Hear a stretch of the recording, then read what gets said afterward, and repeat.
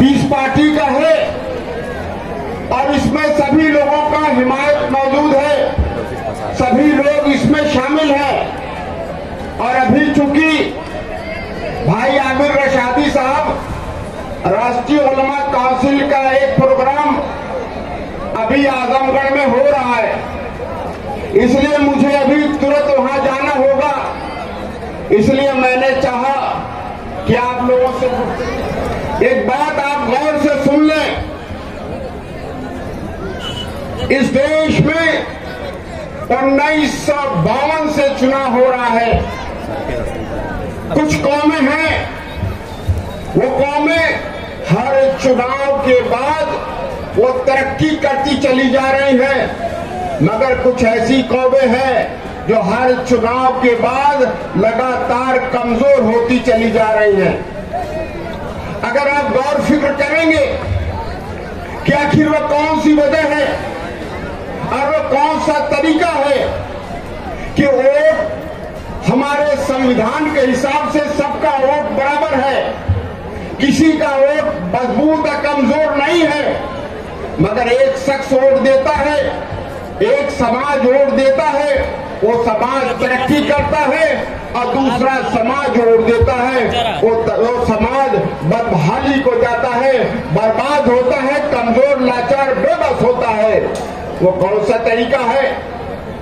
तो ये बात गौर से सुन ले कि वो ये तरीका है कि जो कौम भी अपने में से अपना कायद चुना है, अपने में से अपना नेता चुना है और अपने नेता को अपने वोट से, अपने दौलत से और अपने ताकत से उसे मजबूत किया है, वो नेता भी मजबूत हुआ है, पार्टी भी मजबूत हुई है और वो कौम सरकार में हिस्सेदार हुई है या उस कौम की सरकार बनी है।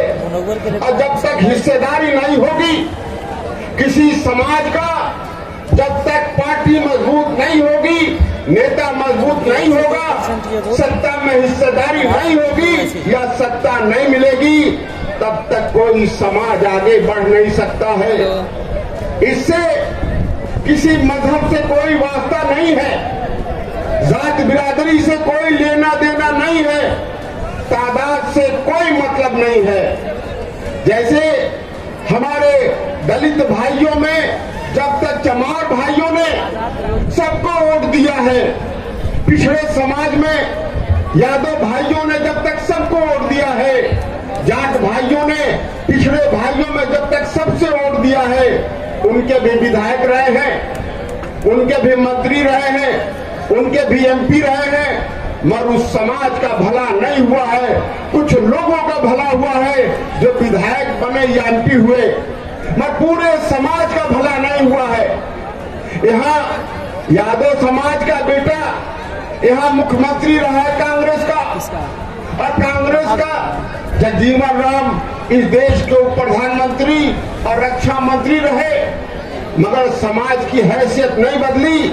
मगर जब 2% 2% जाट भाइयों ने अपना नेता चुना, उसे वोट दिया, उसको मजबूत किया, तो चंद्रशेखर जी इस प्रदेश के मुख्यमंत्री और इस देश के प्रधानमंत्री हुए और वो समाज आगे बढ़ गया। साथियों, उसी तरीके से 10% हमारे यादव भाई जब अपना नेता चुना और उसे वोट दिया और उसे मजबूत किया, वो समाज 4 बार मुख्यमंत्री बने और समाज आज बहुत ताकतवर हो गया। इसी तरीके से दलित भाइयों में चमार भाइयों ने जब इकट्ठा हुए, मायावती जी को और काशी राम जी को जब मजबूत किया, वो सरकार में आए और उनका समाज आगे बढ़ गया। मगर सरकारी आंकड़े से 20% मुस्लिम समाज, 10% हमारे कुर्मी समाज और उसी तरीके से 10% हमारे निषाद समाज, बेलदार समाज, धोबी समाज, बहुत सारे समाज हैं जो आज तक सबको वोट देते रहे हैं। वो समाज लगातार कमजोर हो रहा है। इससे मजहब से और तादाद से कोई मतलब नहीं। 20% मुस्लिम समाज आज कमजोर, लाचार, बेबस है और हर वोट देने के बाद उसकी जिंदगी तंग से तंग होती चली जा रही है। इसलिए मेरी आपसे गुजारिश है कि अगर चाहते हैं अपने समाज के साथ ताकतवर बनाना तो अपने नेता को चुनना होगा, अपनी पार्टी को चुनना होगा, उसे वोट देना होगा। अगर सभी को वोट देते रहेंगे तो कभी कामयाब नहीं हो सकते।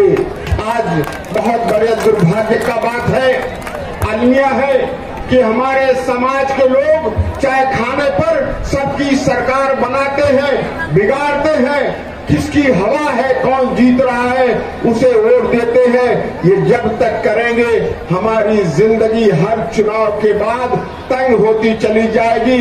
चाहे भाजपा की सरकार हो, चाहे कांग्रेस की सरकार हो, चाहे सपा की सरकार हो, चाहे बसपा की सरकार हो। साथियों, गौर से सुन ले, ये सोचने का मकाम है। जब तक जज्बात से काम करेंगे कुछ हल होने वाला नहीं है। जब हम लोगों ने मिल करके एक इत्तेहाद बनाया है, हम लोगों ने मिल के इत्तेहाद बनाया है, इसलिए समाज के पिछड़े वर्ग, दलित वर्ग और मुस्लिम समाज एक होकर के मजबूत इत्तेहाद, सामाजिक इत्तेहाद बनाइए। अगर ये सामाजिक इत्तेहाद बन गया तो इंशाअल्लाह तब्दीली होगी और फिर समाज के सभी कमजोर वर्गों को हक इंसाफ मिलेगा। अभी तक जो सबसे बड़ी कमी रही है कि अगर यादव समाज ने, दलित समाज ने, जाट समाज ने हुकूमत हासिल की है तो उन्होंने सिर्फ अपने समाज को मजबूत किया है, दूसरों के साथ भेदभाव किया है। हमारा ये वादा है कि हम सभी ने जो इत्तेहाद बनाया है, अगर हम सरकार में शामिल हुए या सरकार हमारी बनी तो इंशाअल्लाह किसी समाज के साथ नाइंसाफी नहीं होगी, चाहे वो मुस्लिम समाज हो, पिछड़ा समाज हो या दलित समाज हो, क्योंकि यही हमारी जिम्मेदारी है और यही इस पार्टी करना चाहती है।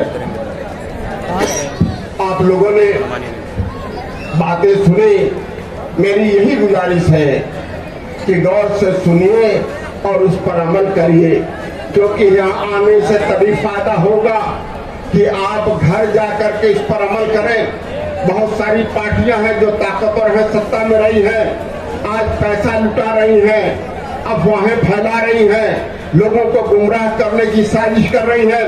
इन सभी साजिशों से हट करके जब तक अपनी क़यादत को मजबूत नहीं करेंगे, इंशाअल्लाह हम करेंगे तो हम लोग कामयाब हो जाएंगे। अगर इसी तरह से बिखरते रहे तो कामयाबी बहुत मुमकिन नहीं है। घोसी विधानसभा से भाई मौलाना फुजैल नदवी साहब प्रत्याशी हैं।